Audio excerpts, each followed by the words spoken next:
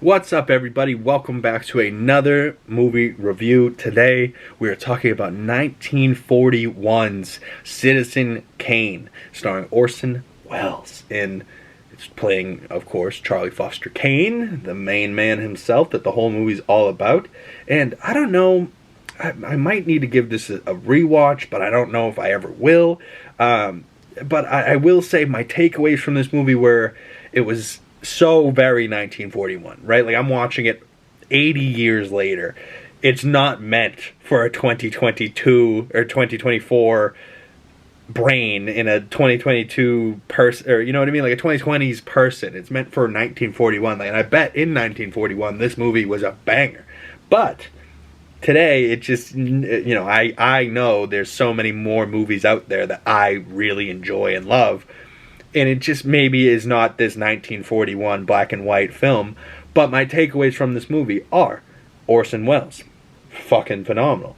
I really thought he had leading man face, leading man voice, but his, like, just his delivery and his, like, the way he looked at somebody just really, like, sent shivers down my spine. Like, when he's sitting here chuckling in this picture and he's like, I just want to buy a newspaper. I find that would be fun. We can run a newspaper.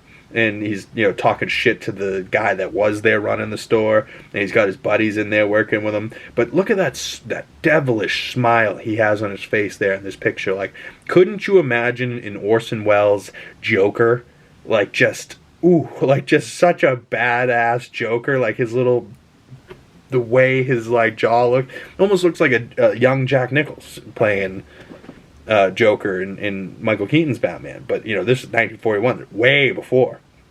So imagine we got a Joker way back then. You know, like, we're talking Adam West's, like, what is it, Cesar Romero Joker. Like, this is probably even before that. Like, wild. But he plays the young Foster, or young Kane, and then he plays the older Kane. And it's like the whole story of his life. But I don't know. The whole movie to me, it was hard to understand and hard for me to get, really. But I still give it like a 2.5 out of 5 stars, a 5 out of 10. Like, it's still solid. Like, it's not the most entertaining for me, like, personally, but, like, there's still a story there and there's still things happening that every now and again I'd be locked in, like, damn, Orson Welles is fucking killing this right now. You know what I mean? Like, just, if anything I took away from this movie is that I should have known more about, I obviously know his name, but I've never put a face with a name, and I've never saw any of his work. So seeing Orson Welles in an Orson Welles film that is very iconic, and a lot of people say that Citizen Kane is one of the greatest movies ever made, ever. You know, like, in the probably top 100 movies ever made, ever. It's probably still to this day. And, you know, for a lot of people at least, I don't know if I would put it in my top 100, but I could see why in 1941 this probably set a lot of standards. You know what I mean? Like, probably was a banger back then and won a bunch of shit.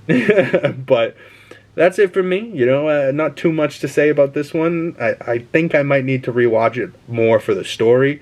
But I don't know. It was just hard for me to understand this movie, and it was very, you know, pacing not great, but it's also not 1941, and I'm not sitting in a theater in a suit smoking a cigarette on, you know, over and over and over again all movie. You know, it's a little different back then. You could sit through a movie and, you know, oh, there's a lull, let me spark up another cigarette. You know, like, I'm sitting in my room. I'm not just sparking up cigarettes. So, you know what I mean? So I'm not skipping either. You know, so I'm sitting there like, oh God, come on, 2 hours? God, I have 2 hours left. You know, like, so things like that. You know, pacing, it being in black and white, you know, things like that is what made me not necessarily, you know, I was getting a little sleepy watching it, per se.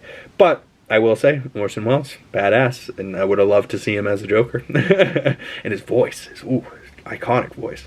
But stay tuned for the next video. We will be breaking down another movie, and another movie review, and scoring it out of 5 stars, and that will be Aliens 3. Aliens Cubed, whatever you prefer, but from director David Fincher. So I will see you guys in the next video. Thanks for watching. Peace.